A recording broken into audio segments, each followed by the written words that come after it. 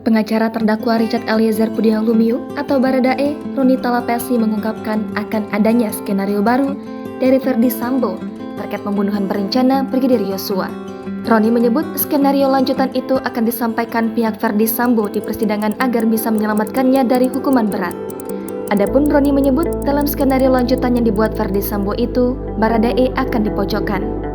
Hal tersebut dikatakan Roni Talapesi dalam keterangannya di Sapa Indonesia Pagi Kompas TV, Senin 24 Oktober kemarin. Bagaimanapun, kata Roni, Verdi Sambo adalah seorang yang pernah menyandang jenderal dan sangat mengerti tentang pidana umum. Maka itu, ada pengerusakan tempat kejadian peristiwa Brigadir Nofriansah Yosua Huta Barat tewas. Baradae sempat mengikuti arahan Verdi Sambo untuk merekayasa peristiwa pembunuhan Brigadir Nofriansah Yosua Huta Barat alias Brigadir J. Saat itu, dia menurut saja ketika Sambo memberikan sejumlah arahan dan berjanji akan membebaskannya dari jerat hukum. Namun setelah skenario busuk itu terkuak, posisi Baradae makin tersudut.